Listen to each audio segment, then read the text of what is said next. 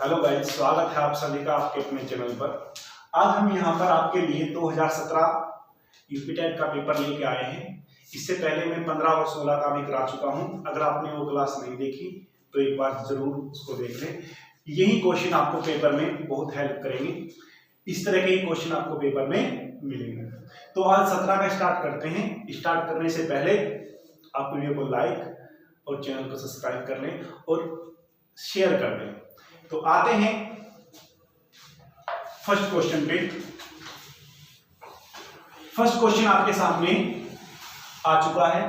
Question है, किसी संख्या के 3/4 का 2/3 24 के बराबर है, उस संख्या का 1/4 क्या होगा। हमसे क्या कहा, कोई संख्या है, हमें नहीं पता क्या है, x का मतलब गुना के, x के 3/4 का 2/3 24 है।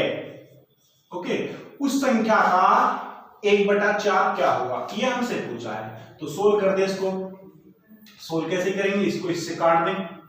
2, ये 2 आ गया, तो x बराबर कितना आ गया, 24 दूनी 48। अब हमने क्या निकालना है, उस संख्या का 1/4 निकालना है, यानी कि 48 का 1/4। तो कितना आ गया, 12। तो ये क्वेश्चन है, आंसर आ गया हमारा 12। सेकंड ऑप्शन हमारा सही होगा। नेक्स्ट क्वेश्चन पे आते हैं। क्वेश्चन सेकंड है, 7 + 2 √10 का वर्गमूल निकालना है। अगर वर्गमूल निकालना है तो सबसे पहले इसको आप वर्ग बना लीजिए। अब कैसे बनाओगे, देखो हमें क्या करना है, हमें इसकी फॉर्म में बनाना है इसको। किसकी, a² + b² + 2ab। ओके, अब 2 तो यहां पर है, यानी कि ये ab किसके बराबर हो जाएगा, √10 के। तो क्या इसको मैं √5 गुना √2 लिख सकता हूं और उनके वर्गों का योग भी 7 होगा। जी हाँ, तो मैं ऐसे लिख सकता हूं उसको, क्या, √5 का वर्ग प्लस √2 का वर्ग प्लस 2 √5 गुना √2। ठीक है, तो ये वर्ग बन गया किसका, √5 प्लस √2 का वर्ग बन गया है। ओके, अब इसका क्या निकालना, हमने वर्गमूल निकालना है। तो अगर वर्गमूल निकालेंगे इसका, मैं यहीं पे निकाल देता हूं, वर्गमूल निकालेंगे तो क्या बन जाएगा, √5 प्लस √2। तो आंसर आ गया हमारा √5 प्लस √2, यानी कि थर्ड ऑप्शन। इसको पहले लिख दो या इसको बाद में लिख दो, उससे कोई फर्क नहीं पड़ेगा। तीसरा ऑप्शन हमारा आ गया। इसके बाद थर्ड क्वेश्चन पे आते हैं। थर्ड क्वेश्चन आपके सामने आ चुका है। थर्ड क्वेश्चन है, सांख्यिकी में प्रसारण का विश्लेषण नामक विधि का मुख्य श्रेय था। तो किसको था, इसका ऑप्शन आ जाएगा थर्ड, लाप्लास को। ओके, ऑप्शन थर्ड हमारा राइट होगा। ओके, इसके क्वेश्चन है, किसी संख्या का 60% है, x का 60% का कितना, 3/5 बराबर कितना है, 36 है। ओके, x की वैल्यू हमने निकालनी है, तो काट दीजिए इसको, 20 से काट देंगे। 20 दिया 60, 20 पंजे 100। ओके, अब 3 दिया 9 चौक 36 हो जाएगा। ये 9 है, 9 से पहले 36 काट दिया, 9 चौक 36। अब यहाँ पर 25 आ गया, तो 25 की गुना 4 में होगा, तो 25 चौका 100। इनके x बराबर क्या आ जाएगा, 100। इनके ऑप्शन फर्स्ट हमारा सही होगा। इसके बाद आते हैं नेक्स्ट क्वेश्चन पे। नेक्स्ट क्वेश्चन आपके सामने आ चुका है। दिया है पाई 1 है। ऑप्शन है परमेय संख्या, अपरमेय संख्या, अभाज्य संख्या और पूर्णांक। तो आपको पता होना चाहिए, पाई जो होती है वह अपरमेय संख्या होती है। पाई एक अपरमेय संख्या होती है, लेकिन पाई का जो मान होता है 22/7, वह हमेशा परिमेय संख्या होता है। ओके, ये याद रखना। तो पाई कैसी है? परिमेय संख्या, और 22/7 परिमेय संख्या होती है। नेक्स्ट क्वेश्चन पे आते हैं।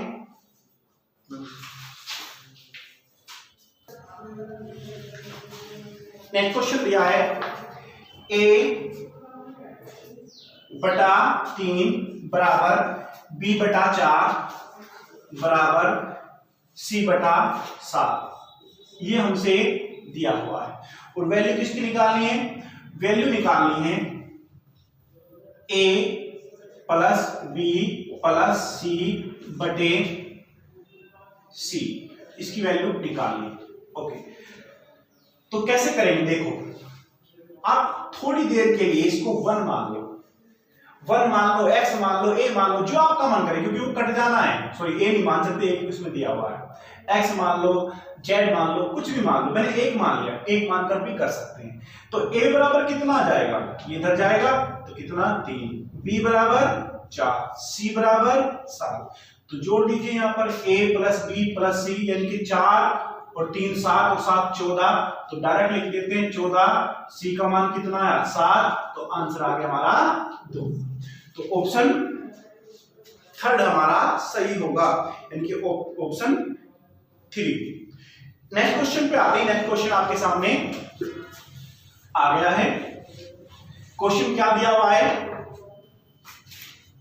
378 गुना 236 गुना 459 गुना 312। यूनिट प्लेस निकालना है, इकाई का स्थान। तो कैसे करेंगे? इकाई का स्थान निकालने के लिए हम इकाई का स्थान उठाएंगे, 2 की गुना इकाई के स्थान में करेंगे, फिर इकाई में करेंगे, इकाई की गुना इकाई में कर लीजिए। देखो 2 × 18, अब 18 भी सिर्फ 8 ले लीजिए, इकाई का स्थान 8 है। अब 8 × 48, 48 में आप 8 ले लीजिए, 8 64, 64 में आप 4 ले लीजिए। ओके, आप इधर से भी कर सकते हैं। 8 × 48, 8 आ गया, 8 × 72, 2 आ गया, और 2 दूनी 4। तो आंसर क्या आ गया हमारा? 4, यानी कि यूनिट प्लेस कितना हो गया? 4। ओके, नेक्स्ट क्वेश्चन पे आते हैं। नेक्स्ट क्वेश्चन आपके सामने आ गया है। 2 संख्याओं का महत्तम समावर्तक व लघुत्तम समावर्तक क्रम से 12 तथा 72 है। यदि इन संख्याओं का योग 60 है तो इनमें से एक संख्या होगी। संख्या निकालनी। ओके, देखो आपको पता होना चाहिए कि एलसीएम बराबर एचसीएफ गुना अदर फैक्टर होता है। ओके, हम अदर फैक्टर निकाल देते हैं। अदर फैक्टर कितने हैं? एलसीएम भी दिया हुआ है कितना? 72। एचसीएफ कितना दिया है? 12। 12 6 72, 6 आ गए। अब 6 के मैंने अदर फैक्टर कर दिए 2 और 3। ओके, 2 और 3। अब हमें पता है अगर एचसीएफ की गुना अदर फैक्टर में करते हैं तो संख्या प्राप्त होती है। याद रखना, अगर एचसीएफ की गुना अदर फैक्टर में करते हैं तो संख्या प्राप्त होती है। तो पहली संख्या कितनी होगी? 12 दूनी 24, और दूसरी संख्या कितनी होगी? सॉरी, 12 की गुना करनी है ना, 12 की गुना 12 तिया 36। ओके, तो अब ऑप्शन में दे रखा है सिर्फ एक संख्या निकालनी है, 24। ओके, एक संख्या नहीं दी है, इनकी एक संख्या 24 होगी, एक संख्या 36 होगी। इनका योग दिया है, देखना एक बार योग करके इनका क्या 60 बन रहा है? जी हाँ, इनका योग 60 बन रहा है। या इन दोनों के योग में गुना कर दो, 3 और 2 5, 5 में गुना करो 12 की, 12 पंजे 60, 10 भी 60 ही आएगा। तो आंसर आ गया हमारा 24। ओके, नेक्स्ट क्वेश्चन पे आते हैं। क्वेश्चन आपके सामने आ चुका है। क्वेश्चन है, एक शिक्षक ने ब्लैक बोर्ड पर लिखा 29 गुना 4 ज्ञात कीजिए। 29 गुना 4 ज्ञात कीजिए। एक विद्यार्थी ने अपनी अभ्यास पुस्तक पर इसे 27 गुना 4 उतारा तथा नीचे दर्शाए अनुसार हल किया। क्या हल किया उसने? 2, फिर लिखा 27 और फिर गुना 4 कर दिया। ओके, अब आगे क्या कहा, शिक्षक द्वारा विद्यार्थी को 0 अंक देना चाहिए। सेकंड ऑप्शन है उस विद्यार्थी से कक्ष में सतर्क रहने को कहकर 0 अंक देना चाहिए। उस विद्यार्थी को 5 अंकों में से 2 अंक देने चाहिए। फोर्थ ऑप्शन है यह कारण जानने का प्रयास करना चाहिए कि विद्यार्थी ने प्रश्न को गलत या उतारा तथा सही प्रक्रिया के लिए पूरे 5 अंक देने चाहिए।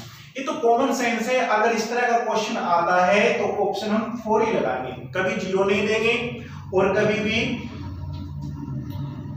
हम 5 में से 2 नहीं देंगे। उसका कारण जानने के करेंगे कि कारण ऐसा क्या है, उसने ऐसा क्यों लिखा है। तो ऑप्शन हमारा कौन सा बनेगा, यहाँ पर 4 ऑप्शन बनेगा। ओके, 4th ऑप्शन हमारा यहाँ पर आएगा। नेक्स्ट क्वेश्चन है यदि किसी वस्तु का क्रय मूल्य उसके विक्रय मूल्य का 3/2 है, यानी कि क्रय मूल्य उसके विक्रय मूल्य का कितना है, 3/2 है। तो आपने ये याद रखना है, देखो जो पास में आता है इनकी विक्रय मूल्य हमारा 2 है और क्रय मूल्य हमारा 3 होगा, यानी कि कॉस्ट प्राइस हमारा 3 होगा और सेलिंग प्राइस हमारा 2 होगा। यानी कि 3 वाली वस्तु हम 2 में बेच रहे हैं तो हानि हो रही है, हानि प्रतिशत निकालनी। अब 1 की हानि कितने पर, 3 पर, तो 100 पर कितनी, तो ये आ जाएगा 33 सही 1/3% आंसर। 1/3 क्या होता है, 33 सही 1/3%। ओके, नेक्स्ट क्वेश्चन पे आते हैं।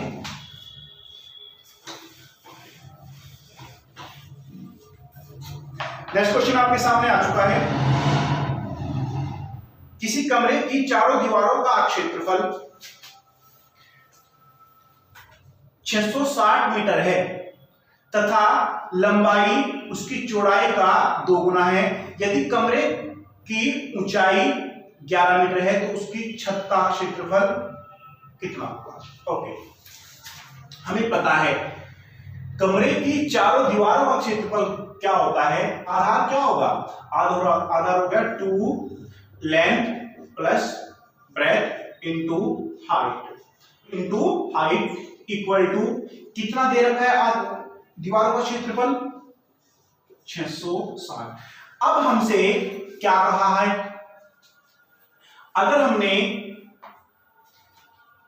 लंबाई उसकी चौड़ाई की दुगनी है, लंबाई जो है उसकी चौड़ाई की दुगनी है, यानी कि अगर मैंने b को इनकी ब्रेथ को x मान लिया तो लेंथ कितनी हो जाएगी, 2x हो जाएगी। इस तरह से वैल्यू पुट कर दो यहां पर, तो लिखो 2, ये कितना हो जाएगा 2x प्लस ये कितना है x गुना, अब हाइट हमसे दे रखी है कितनी 11 इक्वल टू ये। ओके, अब 11 से इसको काट देंगे कितना आ गया 60, 2 से इसको काट देंगे कितना आ गया 30, तो ये जोड़ देंगे तो 3x बराबर 30 आ गया, तो x बराबर कितना आ जाएगा 10 आ जाएगा। अब x बराबर अगर 10 आ गया तो उसकी ब्रेथ कितनी हो जाएगी 10 और लेंथ कितनी हो जाएगी 20। ओके, अब हमने क्या निकालना है इसका, उसकी छत का क्षेत्रफल निकालना है, यानी कि छत का क्षेत्रफल निकालना है, छत का क्षेत्रफल। अब छत का क्षेत्रफल उतना ही होता है जितना फर्श का क्षेत्रफल होता है, यानी कि लंबाई गुना चौड़ाई। अब लंबाई कितनी है 20 और चौड़ाई कितनी है 10। ओके, तो ये कितना आ जाएगा, गुना कर देंगे मीटर स्क्वायर, यानी कि 200 मीटर स्क्वायर। ओके, तो ये क्वेश्चन था, ऑप्शन आ गया हमारा फर्स्ट ऑप्शन। ओके, उम्मीद करता हूं ये क्वेश्चन आपको अच्छे से समझ में आ गया हो। तो नेक्स्ट क्वेश्चन पे आते हैं।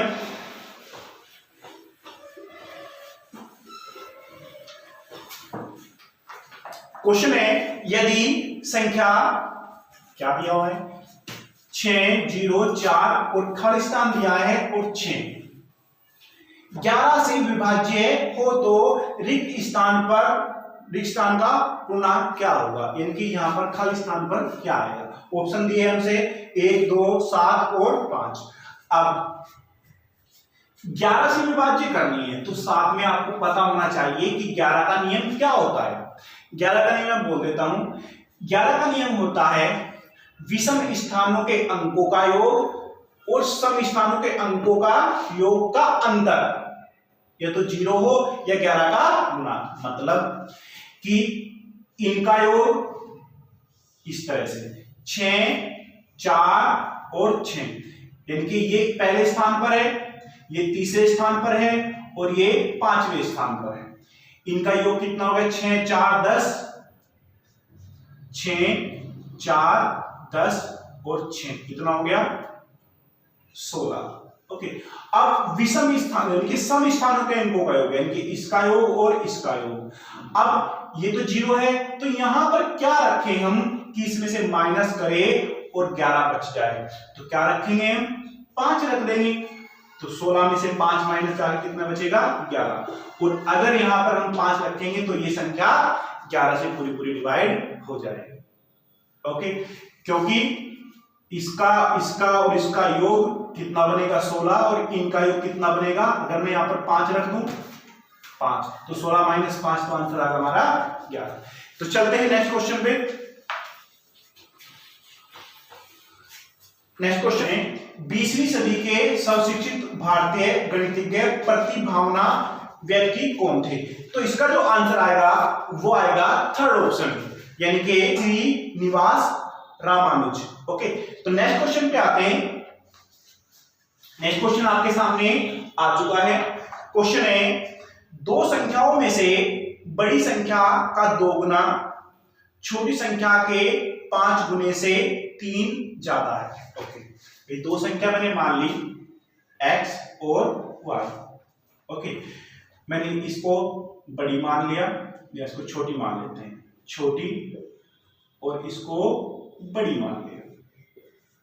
ओके, अब क्या कहा, दो संख्याओं में से बड़ी संख्या का 2 गुना, बड़ी संख्या का 2 गुना छोटी संख्या के 5 गुने से, छोटी संख्या के 5 गुने से 3 ज्यादा है। कौन ज्यादा है, ये 3 ज्यादा है, तो बराबर करने के लिए हम 3 इधर प्लस कर देंगे। ठीक है, तो ये क्या बन जाएगा, 2y minus 5x minus 3 equal to 0। Okay, ये समझ में आ गया होगा आपको। अब दूसरी कंडीशन दी है, तथा बड़ी संख्या के 4 गुना, बड़ी संख्या का 4 गुना का, यानी कि 4y और छोटी संख्या के 3 गुने का योग, और छोटी संख्या के 3 गुने का योग कितना दिया हुआ है, 71 है। कितना है, 71। ओके, तो क्या निकालना है, संख्याएं निकालनी है।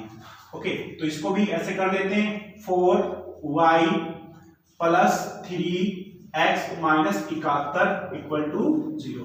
अब इक्वेशन इसको मैं सेकंड मान लेता हूं और ये फर्स्ट इक्वेशन है, इसको मैं यहीं पर रख लेता हूं, क्या, 4y plus 3x minus 71 equal to 0। अब इनको सोल्व करेंगे। ओके, अब सोल्व कैसे करेंगे, मैं क्या करता हूं, इसको 2 से गुना कर देता हूं पूरी इक्वेशन को। अब 2 से गुना करेंगे या तो 0 आएगा, ये 2 गुना, इसको भी 2 गुना और इसको भी 2 गुना। अब ये बराबर हो गए, इसलिए कट जाएंगे। अब मैंने इसको माइनस करना है, इसमें से माइनस, ये भी माइनस और ये माइनस की माइनस क्या हो जाएगा, प्लस। चलो सोल्व कर दो, ये कट जाएंगे। अब माइनस के 10 हैं और 3 माइनस के कितने हो गए, 13x। ओके, ये 71 हैं और ये माइनस के 6 हैं, तो किसके बचेंगे, प्लस के 65 बच गए इक्वल टू 0। तो x बराबर निकाल सकते हैं हम, इसको उधर लेके जाएंगे तो x बराबर आ जाएगा 65/13, क्योंकि 13 पंजे 65। तो x बराबर आ गया हमारा 5। ओके, जब x बराबर 5 आ गया तो हम दूसरी संख्या निकाल सकते हैं, अब एक ही ऑप्शन है ऐसा, ऑप्शन थर्ड जिसमें 5 दिया हुआ है, तो ऑप्शन थर्ड हमारा आ जाएगा x बराबर 5 है तो y बराबर कितना आ जाएगा 14। ओके, चाहे तो आप यहां रख के निकाल दो x बराबर 5, तो 25 और 3 28 और 2 से डिवाइड कर देंगे तो y बराबर कितना आ जाएगा 14 आ जाएगा। ओके, y बराबर 14 आ जाएगा, यानी कि ऑप्शन हमारा थर्ड आ चुका है। नेक्स्ट क्वेश्चन पे आते हैं। नेक्स्ट क्वेश्चन है 5 सेंटीमीटर एक भुजा वाले एक घन के सभी फलकों पर रंग लगाया गया। यदि इसे 1 सेंटीमीटर क्यूब वाले घनों में काटा जाता है तो 1 सेंटीमीटर वाले कितने घनों में एक ही फलक पर रंग होगा, ये निकालना है। ओके, तो सबसे पहले तो आपको पता होना चाहिए एक घन है उसके कितने फलकों में काटा गया, उसको 5 में काटा गया, तो n बराबर कितना हो गया, n बराबर हो गया 5। देखो ये अगर ये घन है, इस तरह से घन बनेगा, इसकी प्रत्येक भुजा कितनी है 5 सेंटीमीटर की। ओके, अगर 5 सेंटीमीटर की है तो इसको छोटे छोटे 1-1 सेंटीमीटर के घनों में काटना है, यानी कि इस तरह से।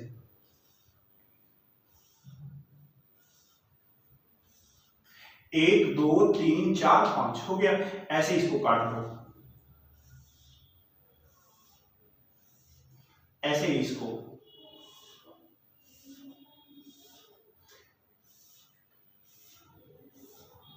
ओके, इसको ऐसे काट दिया गया। ओके, अब काटने से पहले आई थिंक अब समझ ये हो गया, काटने से पहले इसको रंग में रंगा गया है।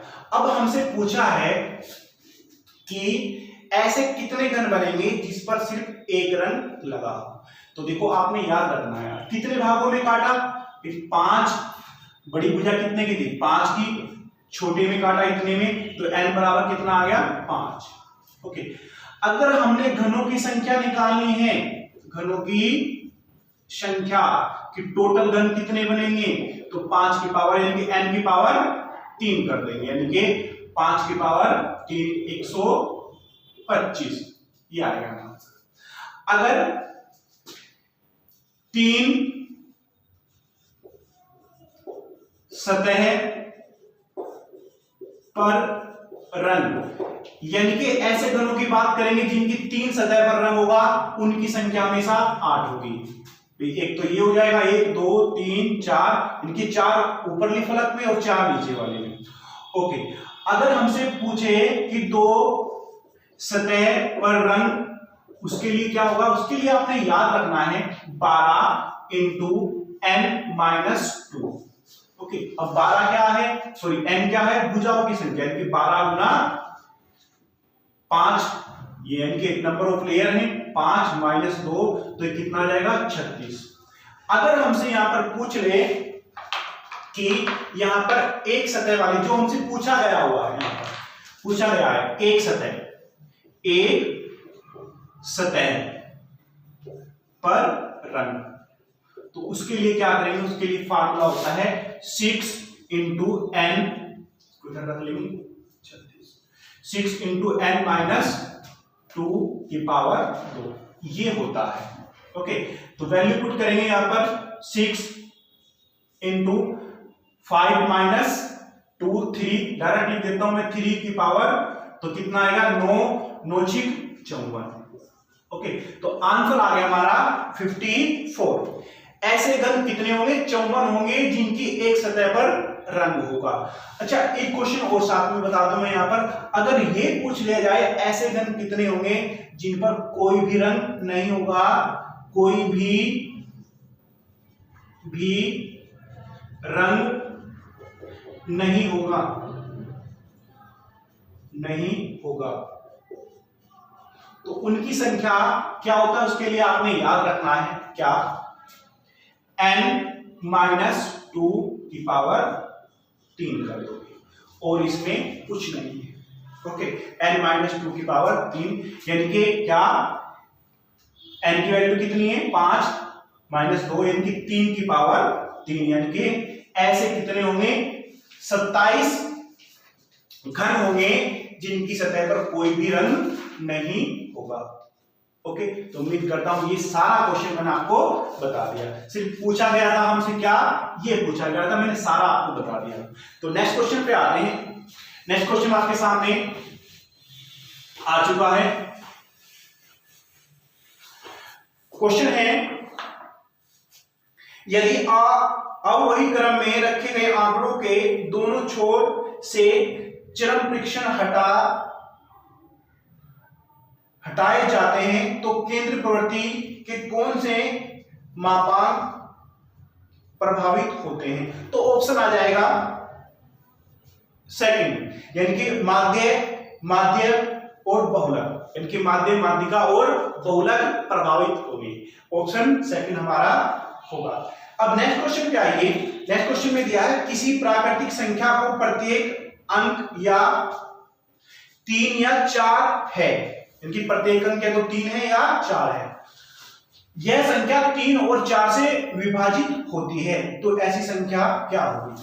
अब फर्स्ट ऑप्शन दे रखा हमसे ये, ओके, तो ये तो बिल्कुल भी नहीं होगी क्योंकि सम संख्या 4 से डिवाइड नहीं होगी। ओके, उसके बाद अगर हम इसकी बात करें, ये संख्या होगी क्योंकि इसका अंकों का योग कितना हो रहा है 12 हो रहा है। 3 का नियम क्या कहता है, जिसके अंकों का योग 3 से पूरा पूरा डिवाइड होता है वो संख्या 3 से डिवाइड होती है, यानी कि ये संख्या 3 से भी डिवाइड होती है और 4 से भी डिवाइड होती है, यानी कि ऑप्शन आ गया हमारा सेकंड। नेक्स्ट क्वेश्चन है, नेक्स्ट क्वेश्चन आपके सामने आ गया है, पंचभुज के सभी अंत्य कोणों का योग ज्ञात करो। पंचभुज के सभी अंत्य कोणों का योग ज्ञात करो। तो आपने ये याद रखना है क्या, अंत्य कोणों का योग कितना होता है 180 इंटू n-2। ओके, अब n क्या है, भुजाओं की संख्या, जैसे कि आप पंचभुज दी है तो n बराबर क्या हो जाएगा 5, तो 180 इंटू 5 - 2। ओके, तो कितना आ गया 3, 18 या 54, तो अंत्य कोणों का योग कितना होता है 540। और याद रखना, चाहे पंचभुज हो चाहे अष्टभुज हो, कोई भी भुज हो, बाह्य कोणों का योग हमेशा 360 ही रहता है। ओके, तो ऑप्शन आ गया हमारा 4 ऑप्शन। नेक्स्ट क्वेश्चन पे आते हैं। नेक्स्ट क्वेश्चन आपके सामने आ चुका है, एक खंबे का 4/7 भाग कीचड़ में धंसा हुआ है। मैंने खंबे की लंबाई मान ली टोटल x, अब x का कितना भाग धंसा हुआ है 4/7 धंसा हुआ है। ओके, जब धंसे हुए भाग का, अब ये धंसा हुआ है, धंसे हुए भाग का 1/3 भाग निकाला जाता है। अब 1/3 तो निकाला इसका, यानी कि 3 में से 1 निकाला, तो उसका मतलब 2/3 तो अंदर ही है। ओके, अब उसके बाद क्या कहा, तो पाया गया कि 8 मीटर माप का खंबा अभी भी कीचड़ में है, यानी कि जो अंदर है वो कितना है 8 है। ओके, सोल्व कर दो, 4 दूनी 8, अब 7 या 21, तो x बराबर कितना आ जाएगा 21 मीटर, यानी कि खंबा कितने का है वो 21 मीटर का है। ऑप्शन आ गया हमारा फर्स्ट। ओके, नेक्स्ट क्वेश्चन पे आते हैं। नेक्स्ट क्वेश्चन दिया हुआ है, ए और बी किसी काम को 12 दिन में कर सकते हैं, बी और सी उस काम को 15 दिन में कर सकते हैं, सी और ए उसको 20 दिन में कर सकते हैं। ए अकेला उस काम को कितने दिन में करेगा? तो कैसे करेंगे, देखो ए और बी कितने में कर रहे हैं, ए और बी कर रहे हैं 12 दिन में, बी और सी कितने में कर रहे हैं, बी और सी कर रहे हैं 15 दिन में, सी और ए कितने में कर रहे हैं, सी और ए कर रहे हैं उसको 20 दिन में। एलसीएम ले लो, कितना आ गया 60, टोटल कार्य मैंने 60 मान लिया। ए बी की क्षमता कितनी आ गई 5, 15 चौके 60, 20 दिया 60। ओके, अब जो कार्य कर रहे हैं ए बी बी सी सी, यानी कि सब 2-2 बार कार्य कर रहे हैं, और 2-2 बार कार्य की क्षमता कितनी होगी 5, 4, 9, 3, 12, यानी कि 2a प्लस बी प्लस सी की क्षमता कितनी है 12। तो मैं कह सकता हूं ए प्लस बी प्लस सी की क्षमता कितनी आ जाएगी 6। अब करना किससे कार्य है तो ए से कराना है। अब ए की क्षमता निकालनी पड़ेगी। देखो 3 व्यक्ति हैं, 3 व्यक्ति की क्षमता 6 है और बी और सी की क्षमता 4 है। तो इसका मतलब अगर बी और सी की क्षमता 4 है, बी और सी की क्षमता 4 है तो ए की 2 रही होगी, तभी तो 6 बनी। तो क्षमता निकल गई ए की कितनी 2। तो अब ए से कार्य करा दो, कितना कार्य है 60, क्षमता कितनी आ गई 2, तो कितना आ गया 30 दिन। यानी कि ए उस कार्य कितने में करेगा 30 दिन में करेगा। ऑप्शन हमारा तीसरा आ चुका है। इसके बाद नेक्स्ट क्वेश्चन पे आते हैं।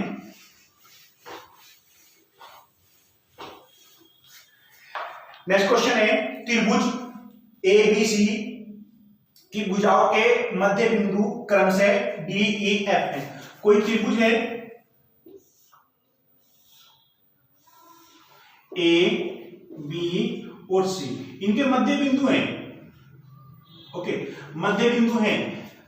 अब अगर मध्य बिंदु को आपस में मिलाते हैं तो एक थ्योरम होती है। क्या है थ्योरम? अगर मध्य बिंदु को आपस में मिलाते हैं तो ये रेखा खंड तीसरी भुजा के समांतर और उसकी आधी होती है।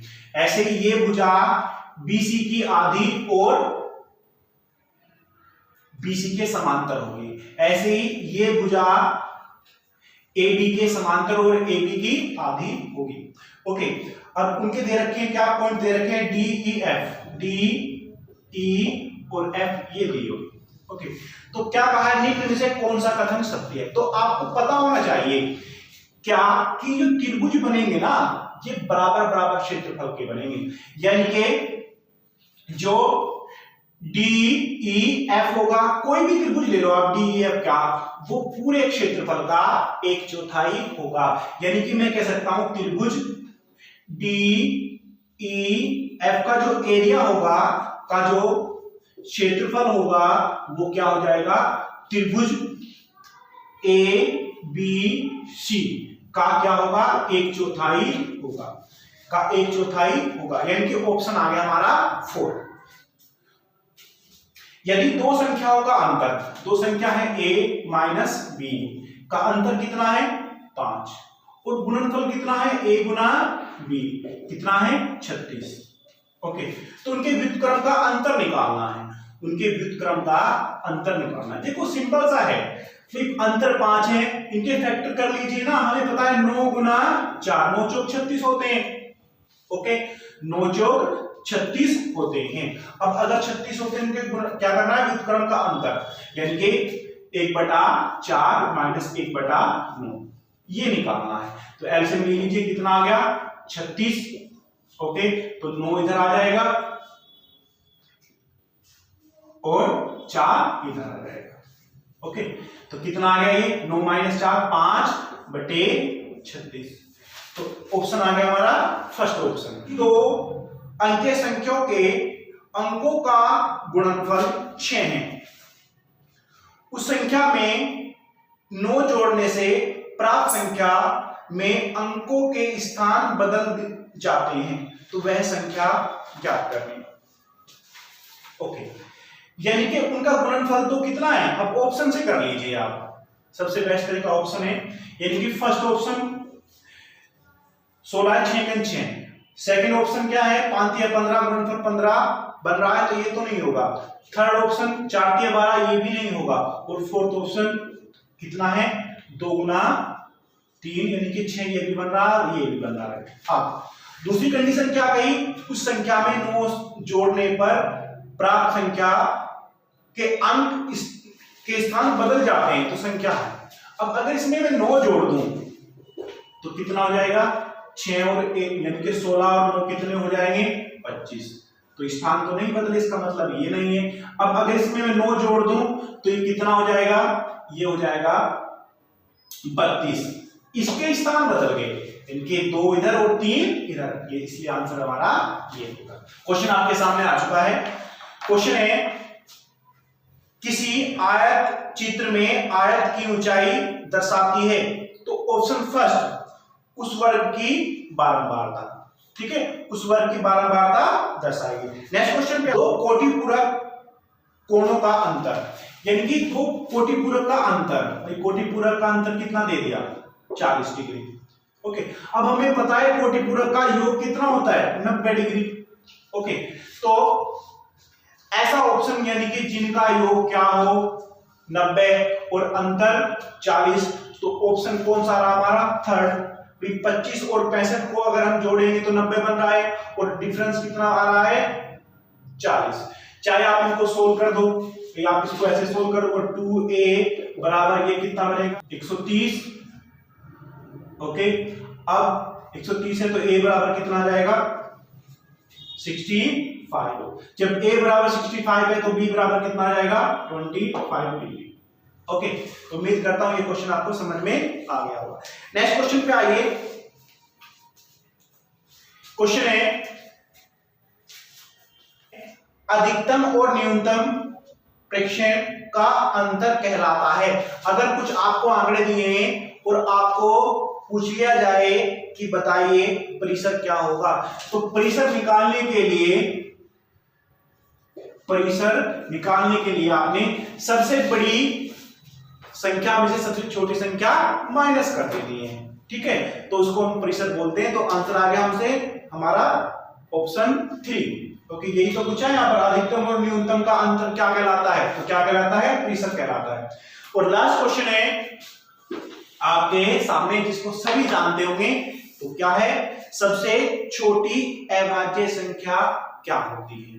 तो सबसे छोटी अभाज्य संख्या हमारी 2 होती है। ओके, 1 नहीं होती, कभी आप 1 लगा के आओ। ओके, सबसे छोटी अभाज्य संख्या 2 होती है और ये एकमात्र ऐसी संख्या है जो अभाज्य है और सम भी है। ऐसी कोई और संख्या नहीं है जो सम है और अभाज्य है। ओके, तो उम्मीद करता हूं ये 2017 का पेपर मैंने आपको पूरा कराया है, ये आपको पसंद आया होगा। तो वीडियो को लाइक करें, शेयर करें और चैनल को सब्सक्राइब करें। Thank you.